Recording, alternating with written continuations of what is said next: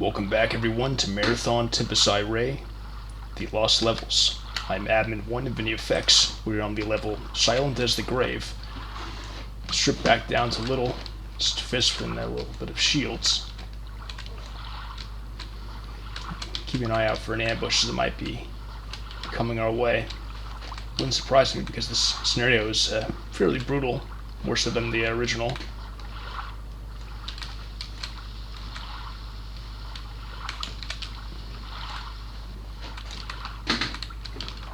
Trying to make it across the right rocks, basically.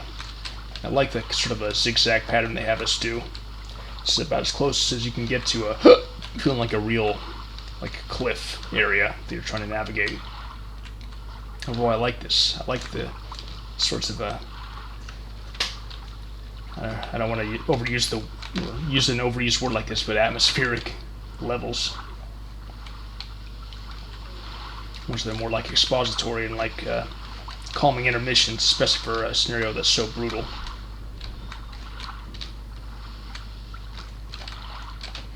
Trying to see where to go next. So another thing I like about it is that it gets you to really check your surroundings and see how to get up. Okay, so it looks like this is probably the way to go. Keep an eye out on the map too. Oh, here we go. Here we go to a nice green oasis. There'll probably be a spawn-in, so for this one I might want to rush in because there'll probably be spawn-ins for both enemies and supplies. And I want to grab the other. Silent as the Grave. See if I can reach one of the other ledges later on.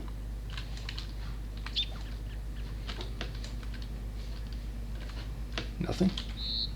Guess I thought I'd be like ambushed. Maybe I will be at some point.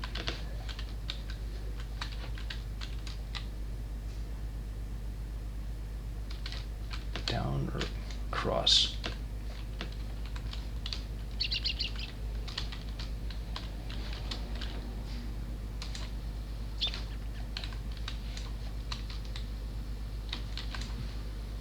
Might be the main area, but before I go over there, let's go down here.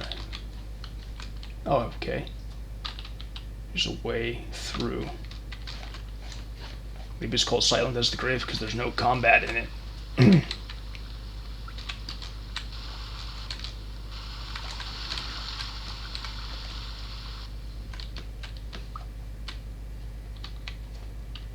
Interesting, so there's parts I can drop down into, but I won't for now. I'll see what's up here first.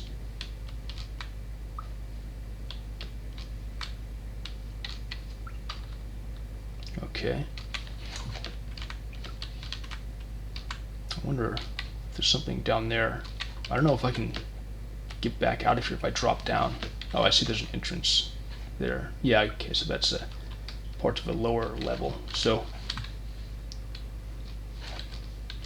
explore this a bit.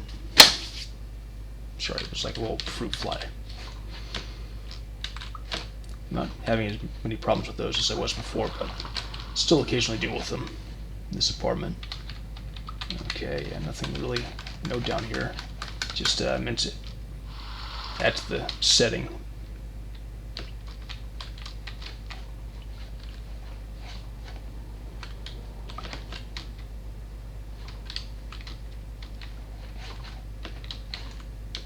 Okay.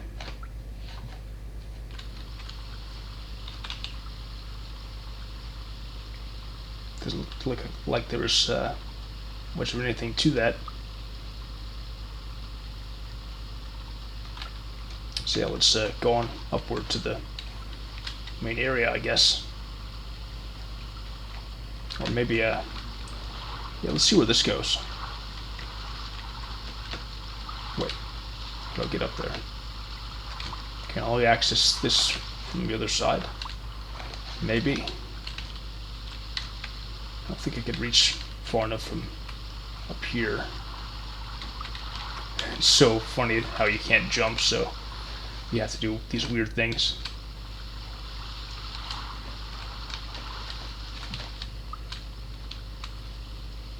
Maybe something to access from that ledge over there.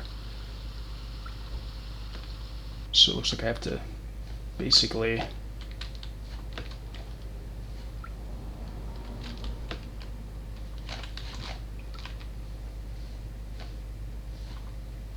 go back up around here.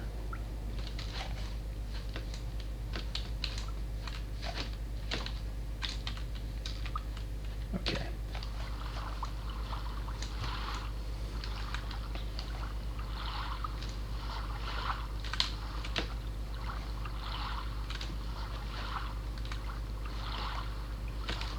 To like run, jump up here.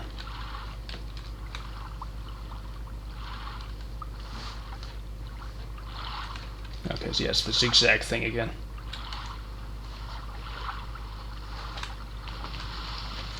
This is kind of bothersome. Beautiful environment though. One of the most beautiful levels, I think, in the main or side pack. There we go. That worked.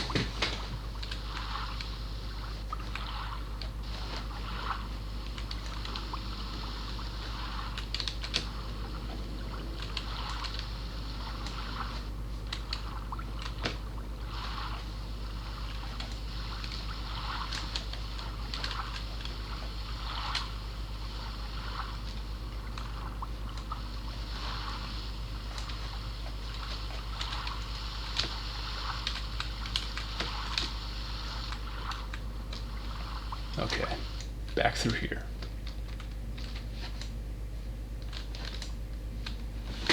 Are there any like secret panels or something?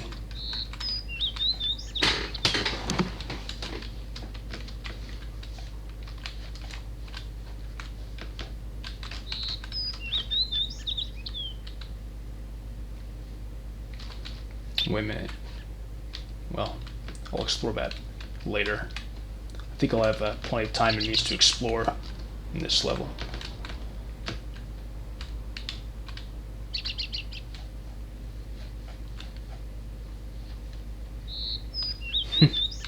Love that tree. Did about as well as they could with it. Pretty sure there's a part in the middle here. Wait, first let's see what's back here.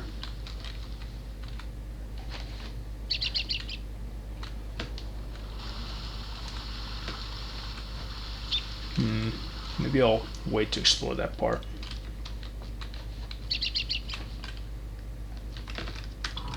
Here we go, yep. Secret passage. The secret treehouse.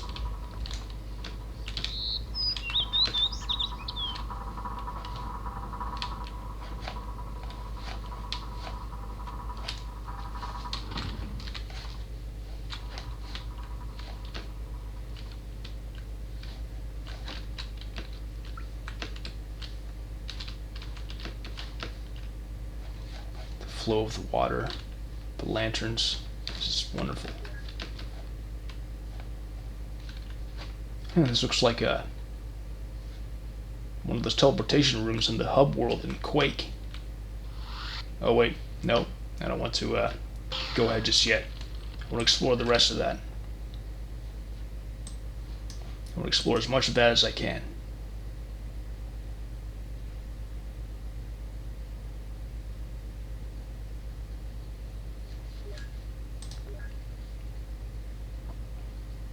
Okay.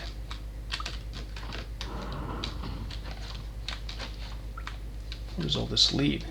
Wow, there's so much of this level.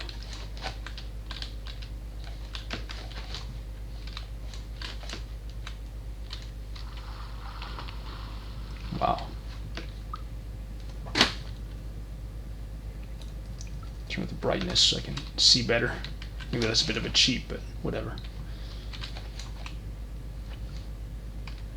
Looks like yeah, there's just a ceiling here. Okay, so that's the part I went to before.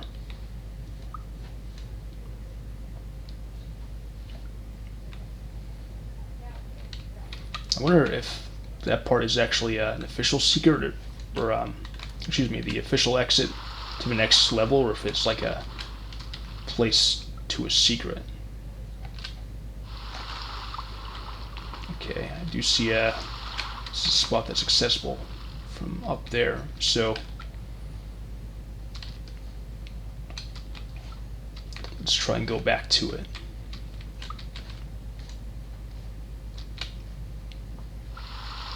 Wait a minute, can I get up there? Oh, damn it, it's one of these again. Well, it's hard to get up to ledges. Am I even able to get out? Does it like rise and fall? Is it one of those? Okay, I made it. I mean, if nothing else, I could always revert to that save point I was at. Because, yeah, I might be to a secret level. This is one of the most interesting levels I've ever explored. I mean, the lost levels are really good.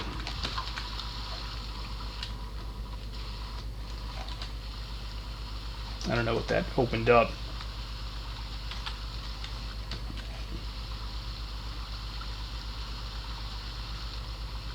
First it looked like it was rising up the water, but I don't think so. Well, if I know what that opened up, though, maybe we'll see. Maybe we'll just go down here. Okay, another kind of secret part. Oh, here we go. Here's what I was trying to reach before that I couldn't.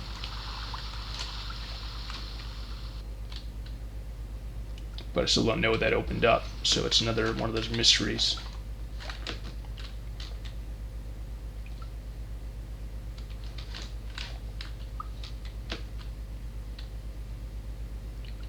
Okay, I guess back out here we go.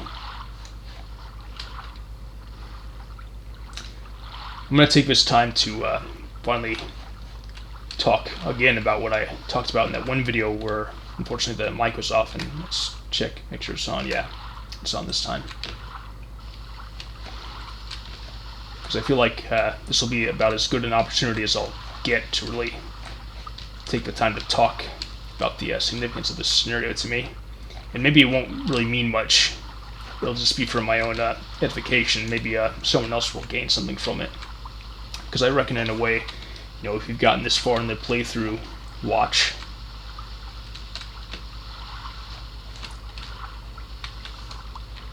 You know, if you've gotten far enough with it, or if you've even been weird enough to skip ahead to this part, then you're interested in basically the Tempus Irae after hours. Since that's basically what these levels are. You know, they're taking Tempus Irae further out into the stratosphere. So we're going to be doing a lot of exploring anyway.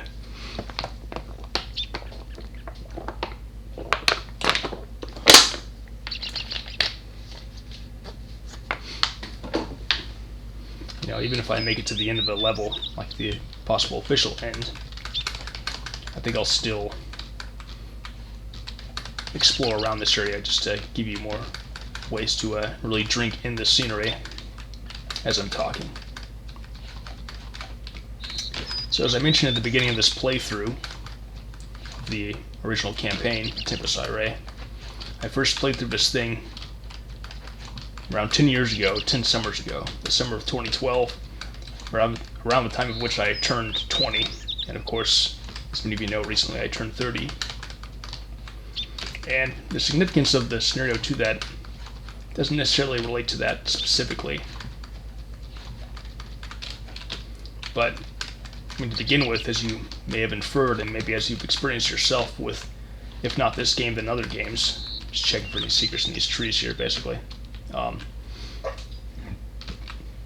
You know, Marathon, many games, but especially Marathon, have served as like a backdrop for significant life phases, you know, from the original trilogy all through different maps and scenarios I played, where, you know, sometimes you experience a very powerful piece of media or art that seems to find resonance with where you're at the time, or maybe you're just experiencing it around the same time as just a formative life period, and as such it sort of linked together in your mind. So for me, on some level, even as I get to not only do a better job this time, but share it with you, the playthrough.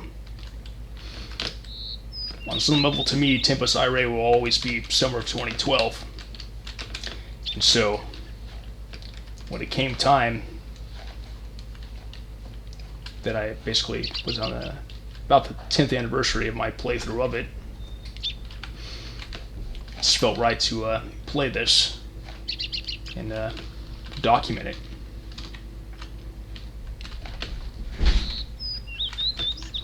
And basically, among other things, the scenario significance has a lot to do with different things that were going on at the time. If not epiphanies, then things approximating epiphanies, where I felt like I was on the verge of something, some sort of a realization, or sets of realizations, and some of which came to fruition, certainly with NEFX, which I didn't start until, let's say, about 5 years later. Another secret passage, I think, kind of. There's something else on the other side, too. Let's check this out.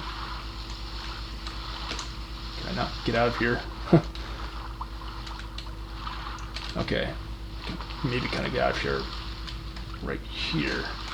But not quite out, not deep in enough. Okay, there we go.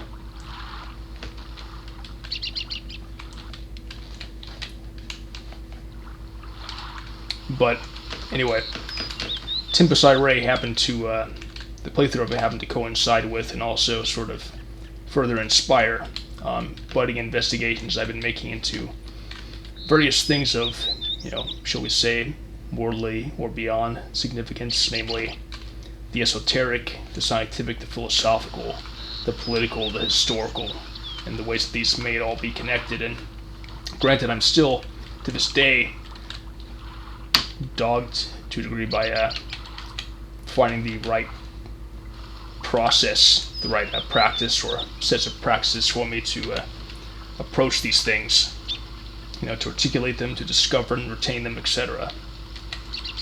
And the ways that these two can be melded.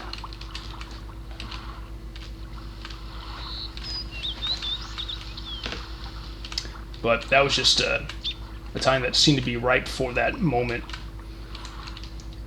It was also interesting because at the time I was in a band that had been a formative influence on me, not just because of the music itself, the best of which unfortunately never really got released, but also just the personal side of it, namely that for the first time through being sort of serendipitously invited into the band out of nowhere, and getting to know the band members and their friends so suddenly, to where it was like I went from being like a nobody to being in almost like a secret micro community of sorts. Around this time, this period, we were writing the best stuff, and we had reached like a real new threshold of creativity where it wasn't just some kids fucking around in a garage anymore. It was reaching some very interesting heights, and it turned out that we were all having these sorts of interesting existential developmental phases at the same time, like independently of each other, though in retrospect perhaps it wasn't so independent as we might have thought. But a scenario like this, I didn't know what it was about when I tried it. I just knew it was something interesting. I didn't know it took place in Renaissance Italy and that it dealt with a lot of these same concepts and seemed to touch on them. I should also say that although I'm glad that I'm showcasing this, and I wouldn't have it any other way, there's something very different about playing something like this all by yourself with no audience. Because I don't think I told anyone at the time that I was playing this, because it just didn't come up as something to really bother mentioning. Though maybe I should have, but whatever. I didn't tell anyone until around this time, or occasionally like off the cuff over the years in the context of marathon discussions and whatnot. I didn't really mention that I had played this. But something about that private practice. I don't know if there's a way for me to get out of here. I might just end up suffocating. That's alright. See a couple other places on the map that I might possibly go to. I don't know if they're decorative or not, like the northeast. Actually, wait a minute. There's a passage right here. Okay. Oh, that's right, yeah. Leads to some familiar places. Actually, leads to some place that's a bit unexplored looking on the map. But anyway, something about exploring this sort of environment, this world, all by myself, without any commentary or anything of a like, brought a certain version to it. And there's a certain version to it this time that wasn't there before, but the vice versa is also true. But yeah, something about the way that this scenario explored the esoteric, the scientific, the philosophical, etc. Just dealt with things of those nature just really resonated with me at the time. All these different things seem to be coming together in a weird coincidence that, again, maybe in some ways in retrospect wasn't so coincidental as I might have initially thought. I'm going to go back there and see if I can read that terminal. But it's weird because, as I said, I was in that band, I was in that friend group, and it was one of the most formative bands and friend groups ever. And, around that time, like I said, it seemed like we were all on the verge of something, whether it was, individual or collective, creative, philosophical, existential. I'll continue where I left off when I read this. I'll leave this message here for any who come exploring this desolate place. I should have known that Sabuth did not fully reveal all the actions he took when he arrived in our world. Initially, he desperately sought out darkness and obliteration. Whatever force dragged him across that great blackness, I have pondered it for years now, and it still remains beyond my understanding, was not strong enough to destroy his mind, though it left him raving for many years. By the time he began to appear to me, he had recovered from his shock, but he still left me some clues about what he did in his madness. My gelding is a nimble fellow, thank God. The rocky path leading to this lonely place is a treacherous one. I hope that you, reader, did not find any mishap on your journey here. You must be wondering about the meaning of this old man's rantings, or else you are the one Sabuth said would come, the one unable to leave things well enough alone, and you understand all of this too well. Sabuth left a hole here. Find the tree with the hidden door, and beyond it a place seen only in Sabuth's madness. Okay, yep, I found that already. Within this place somewhere you will find a manuscript. Carry it with you when you leave. I did get a manuscript. Sabuth indicated that it would be someday of great importance. If you are curious, incidentally, it is not one of my journals. I had nothing whatsoever to do with the book. Sabuth said it belonged to the oldest mathematician, and it contains the seed of his eventual destruction. There are some matters where I have always felt it best not to press Sabuth for further information. This is one of them. Okay, so I gotta find the manuscript.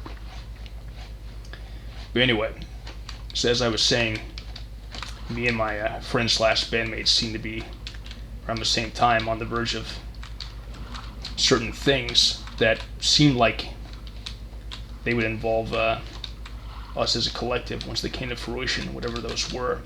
Like, I couldn't really articulate what it was, and to this day I still can't quite. I'm not even sure why I had the hunch or if it was just total delusion. But that sense was there and it was potent.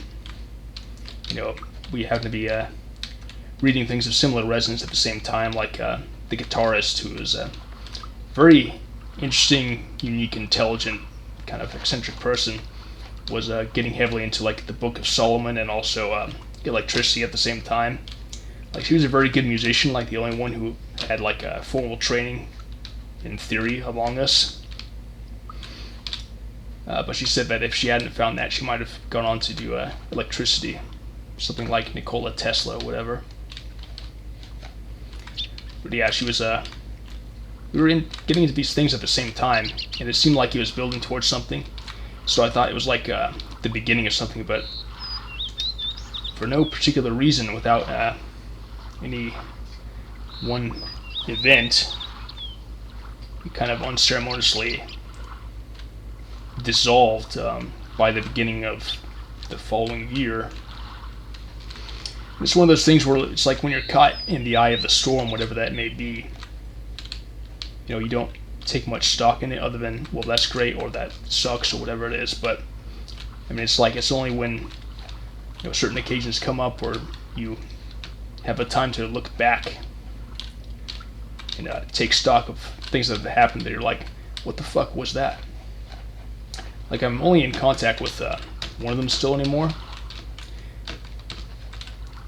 I think it's hard to explain. We just sort of we ended up having these weird again, independent transformative periods that ended up involving us diverging rather than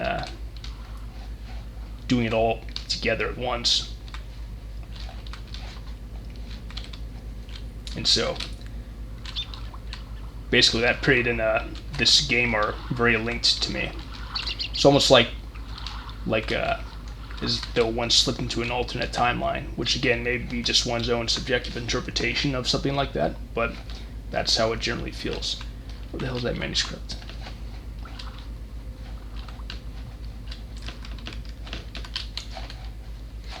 I thought it was supposed to be in here, but I didn't pick it up. Yeah. It's kind of weird.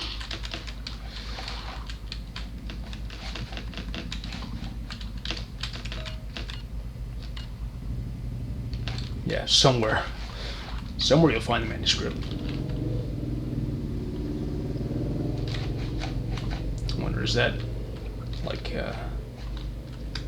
this weird kind of negative space looking rock? No.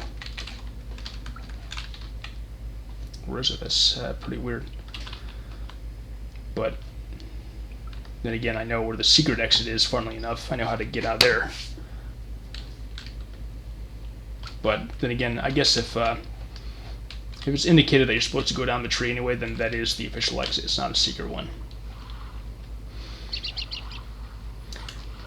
But yeah, this band we went from being sort of a naive amateur garage alt indie rock fare into being something a bit more that seemed to deal with these concepts, even to the point of reflecting them in like our compositions, which were getting more advanced and odd. And we had an unmistakable synergy that just makes it kind of more weird that it dissolved. And I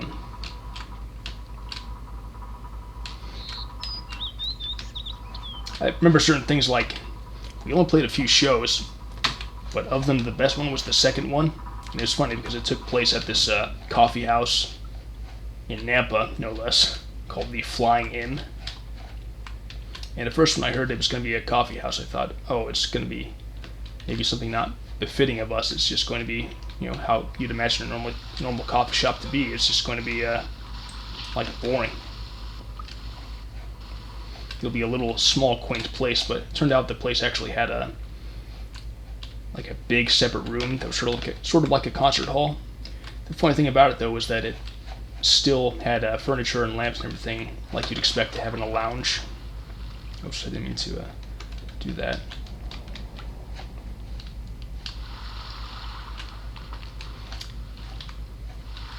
And so concert goers in there would basically sit down, and one really funny thing about it was that we were opening up for a band that was way more popular. We're talking like they had actually been on local radio, had their songs played on the radio. They're about our age too, actually a little bit younger. And they had more fans, they were more professional, they had professionally recorded a few albums by that point. And even on the display, even on the display poster, the promotional poster for the show, it showed their name in big letters, only their picture, in the corner, us. And the band was called Tim. Our band was Tim, T-I-M. So we thought, okay, we're just going to play, and people are going to be possibly okay with us, but they're ultimately going to be there to see Working on Fire was their band name, and that'll be it. That'll be the show. We won't be winning people over per se.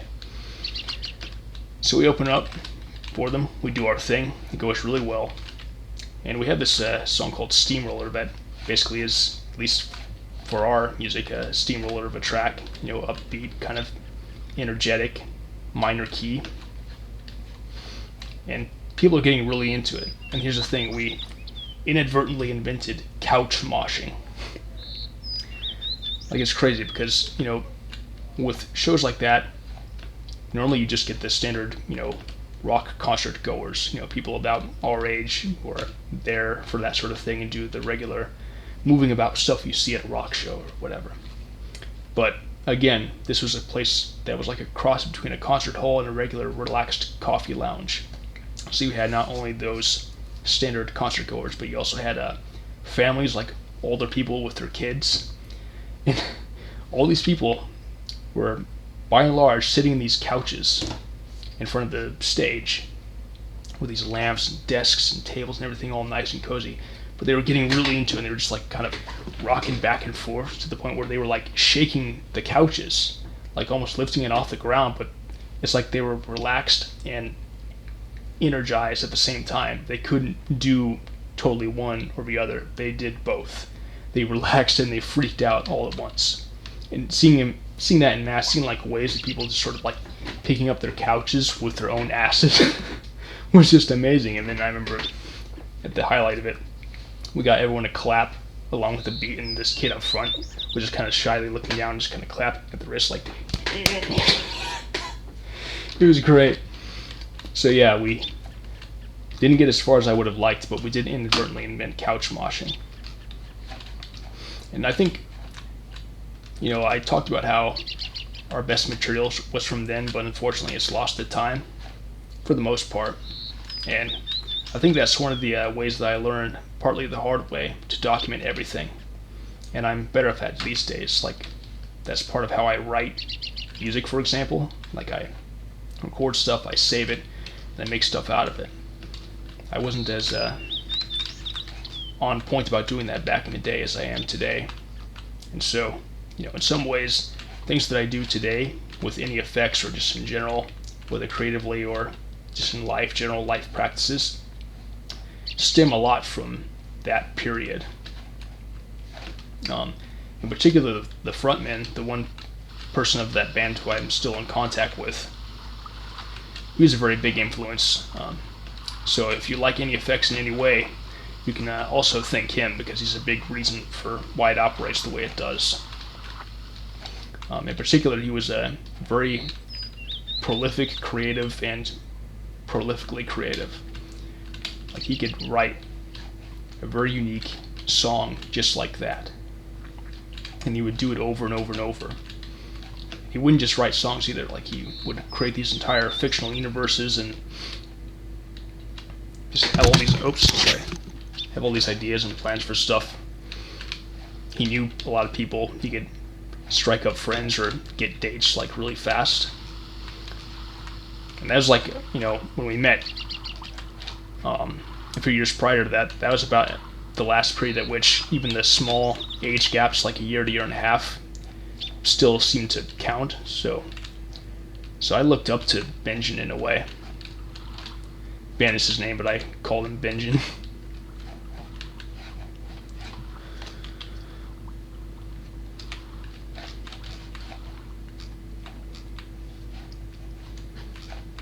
And so to this day, when I'm creating stuff, whether it be music or maps or text pieces or whatever else it may be, to a degree I'm sort of influenced by, what would have been done during like the height of our collaborations.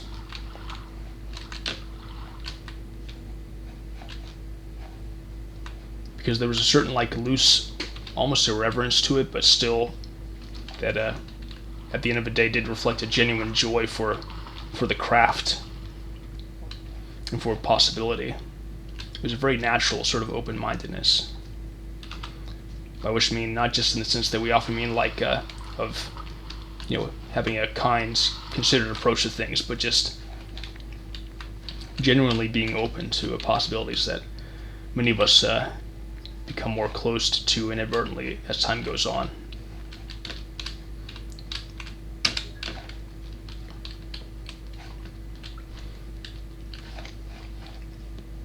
I think I've said enough for now, but I'll touch on it a bit more later.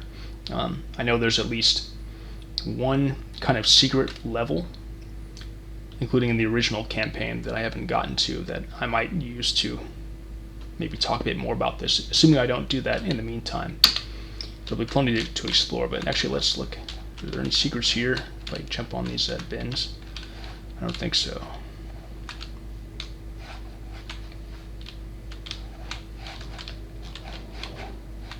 Alright, let's see. Maybe this takes us to like the Quake-like level. I remember there being a level in here that was basically lifted directly from Quake, so that might be it here. Alright, this is Big Man with a Gun. Let's see what this says here. Federal Bureau of Investigation. Interview transcript. Greenpoint, New York City, 1955. Agent, what condition was the house in when you bought it? Bukowski said, it seemed good. That Irish bastard made it out to be the goddamn palace of Louis the 19th, the way he went on. Copper pipes this, new wiring that, and dawn to dawn. The attic, the basement. He did warn me about the basement. Oh yeah? Yeah. What did he say about the basement? He told me not to make any structural additions, like I was some sort of engineer. Why not? He said that the soil around the house was soft, and if I messed around sticking at stuff in there, I could collapse the house. He was lying. So why did you dig in the basement if the man that sold you the house told you not to? I had to wake it up. What did you have to wake up? The thing under the basement, genius. Did that thing in the basement tell you to build those cells in your basement? It explained the big plan. Did that thing in the basement tell you to starve those people to death? Well, the thing in the basement says to ask my lawyer. So maybe the message in that terminal, or I should say book, translation, whatever, was basically saying that this is the place I need to find the manuscript or something. This is part of everything. So we ventured into a basement. It's a little weird. Ah, jeez. What's up with that? Normally don't deal with ones this tough. Clearly this one was adapted.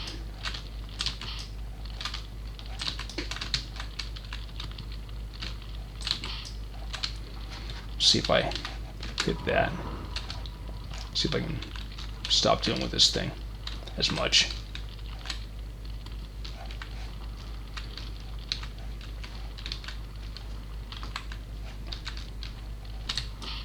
There we go.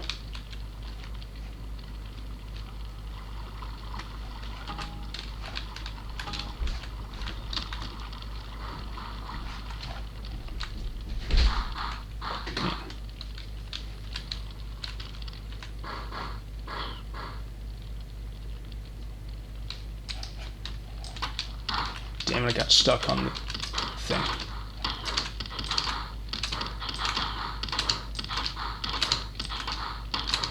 Using the sitter technique.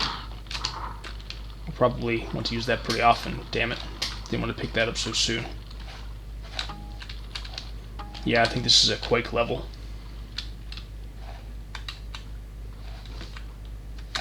Hit that switch, see what happens.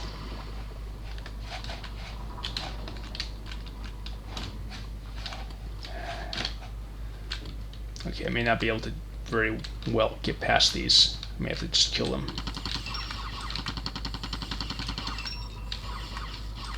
They don't even explode when they die, so I can't kill the ones around them by killing them.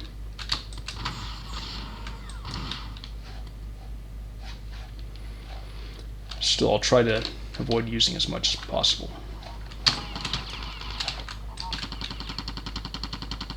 Oh hey, clips have more ammo. Interesting.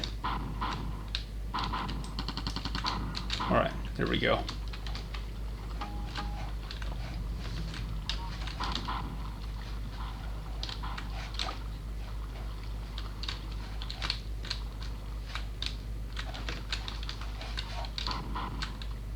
See if I can get it to kill itself. Maybe if I hang out around down here in the right spot, it'll kill itself, but I guess it's too hard to get that to work.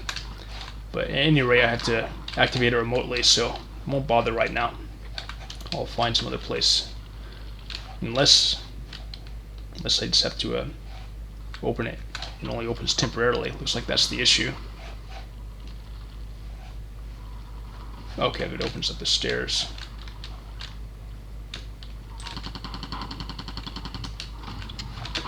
Damn it. Oh well, it still killed itself, so that helps. Alright, one more time. Kind of wasted that clip though. Didn't hit it very often enough to warrant using it.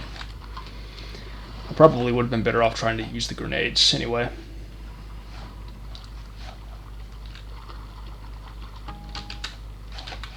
Okay, there, that worked.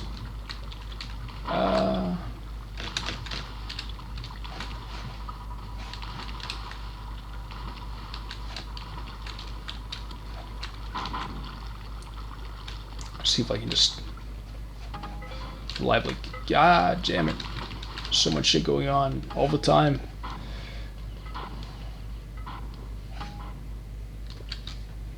See, this is part of why I use the last level to get a lot of my talking out of the way. Come on. That's bullshit. Just gonna guard the entrance the whole time, huh? Seem to have a hard time like avoiding getting hit. It's like I have to keep doing this shit.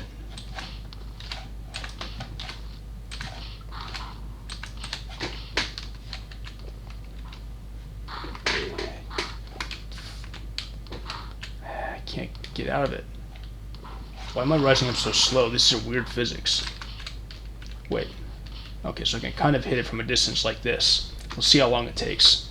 If it'll be worth it to try like this. Hope I'm hitting it. I think I am, because I'm aiming straight ahead and I'm hearing the hitting noises. Should probably take all day though. I wonder, is it meant to be stuck like this? Or did it just happen to get stuck like this and it was patrolling earlier? I don't know.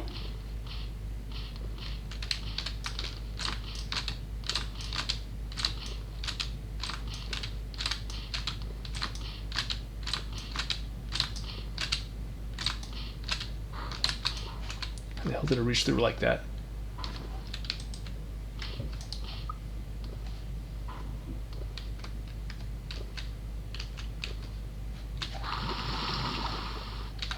I cannot get out.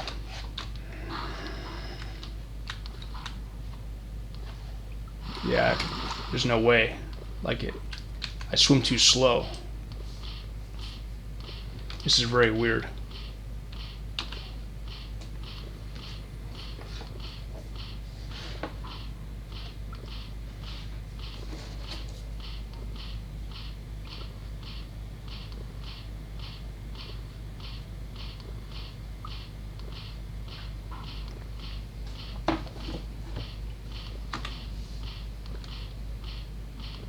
Kind of grateful it's not doing anything.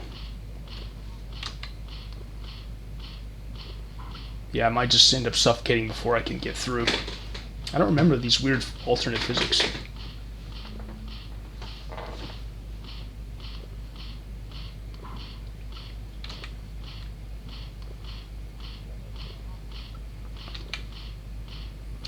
Yeah, once I die, I'll see if I can try something different.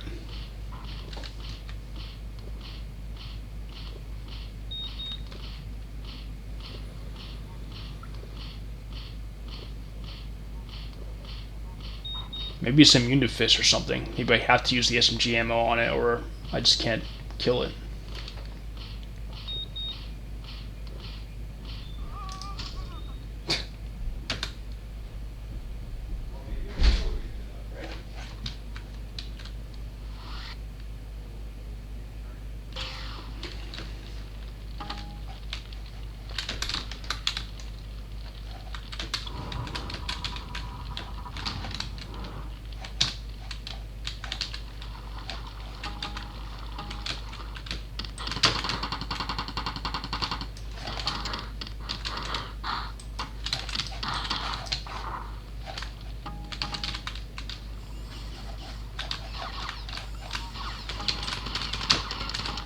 Oh, I didn't notice that about the grenades either. This is very peculiar.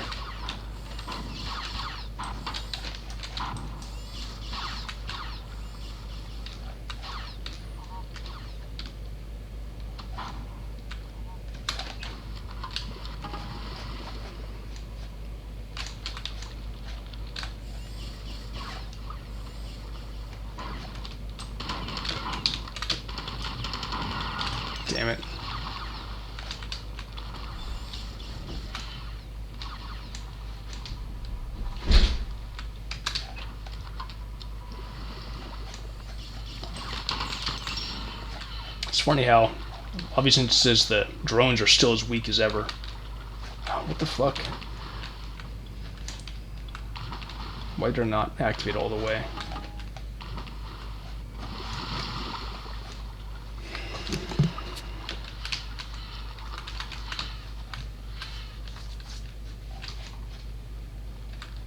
Did I just not wait long enough to do it right?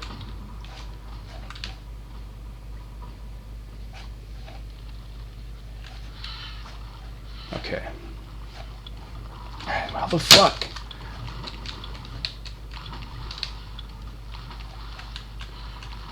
Doesn't normally take that short of time to work.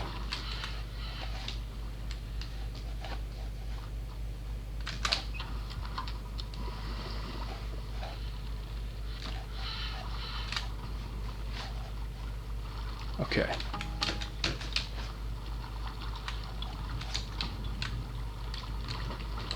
Okay, I do see that the Yeti is still there, so it's supposed to be there the whole time, basically.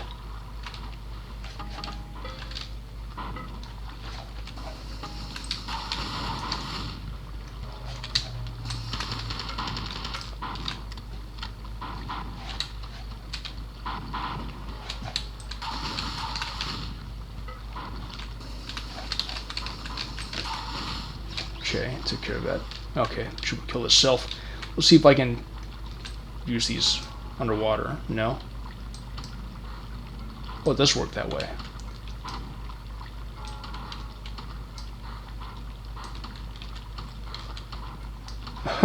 That's what it took, huh? Okay. How bizarre. Alright. Grab these. Seem to be moving faster underwater, too.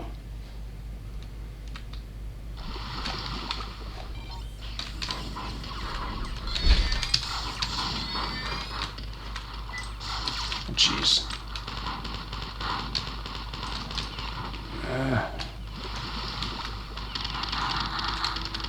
At least they're killing each other.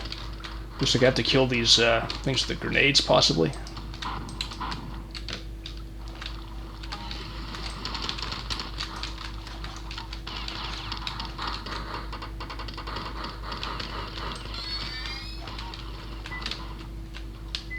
Okay, not much more to this. So let's go up here. It's basically the only way right now.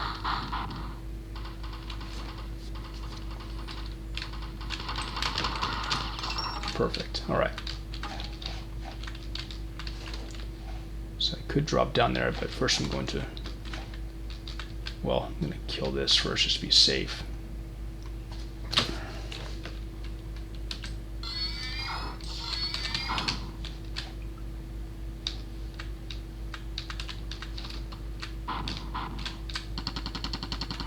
Perfect. Alright. You think you know something about darkness until you drive across the middle of Kansas in the middle of the night. Every time I keep coming back to this darkness, things happen, this and that, events, you know, life. Shit happens, but I keep coming back to that stretch of I-70 out there on the prairie. You see, there's only one real choice out there, for a stranger at least. You must have followed the path or not. You're so exhausted, though, that your only real choice is to keep going, because you're too tired to think about doing anything else. So I keep going through that darkness. After I killed my husband, I thought things were going to clear up there for a while. I mean, he was so controlling. You know the type, though, right? More wife beaters, beat his wife in them. Standing over his body in the kitchen, I thought, well, that was easy enough. This guy was pretty easy, too. I mean, no offense. My husband used to loom over me at night when he'd reach for me in bed. Driving at night in Kansas, you hallucinate. Things looming over you, mile-high trees bending over the road, suffocating you. I killed him, but I returned to that darkness just the same. I killed him, and by that I made him a huge fucking bastard and his mile-high wife beaters prowling the highway, picking up tanker trucks and hitting me with them. So I thought maybe I could do something about it, about the fact that he kept coming back. I mean, I had to try, right? Wouldn't you? You know what I did, and you're probably thinking I'm just a real sick little nutcase who does her own dirty work. And you're probably real fucking pissed at me too at the moment. But if you're trapped, the only way out of your own vast personal night is to go down that path. Trust me, you find yourself in the same position, and you'll have a little more sympathy for what I did.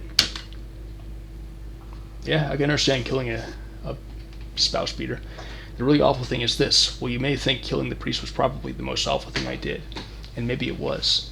But the most awful experience for me has been the fact that I keep doing this stuff over and over, always returning to, you guessed it, I-70 through the Sunflower State. Every time I think there's another way out, another exit off this bloody interstate highway I'm trapped on. It's just an illusion, and I'm there killing another man. How many do you think I've killed? The actual number of dead bodies as the police count them is what, 13? Well, as I see, it's just one, because it's the same thing over and over. Maybe after 100 or so I'll be alright. Hey, maybe you're a policeman finding this note instead of this guy's wife / girlfriend / daughter / whatever. Oh well. Found that at a murder scene, Manhattan, Kansas, 1963. I wonder if that was actually found in real life. They took that or they just made it up. Fascinating either way.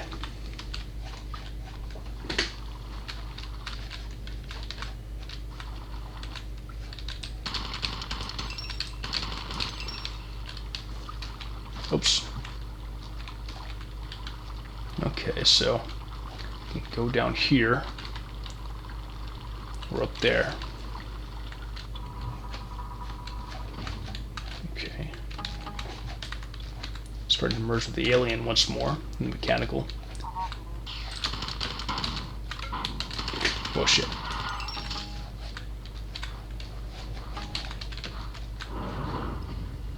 Took care of that obelisk there.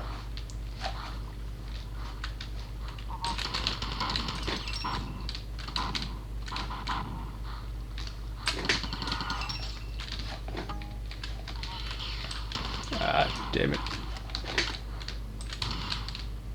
Might use this.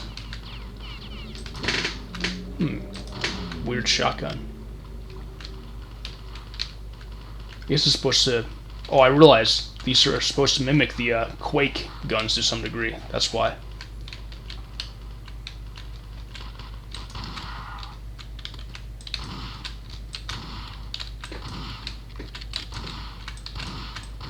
Okay, that's right. Gotta use these instead. I guess these are supposed to be like the zombies. That's why they only die with the grenades. That makes sense.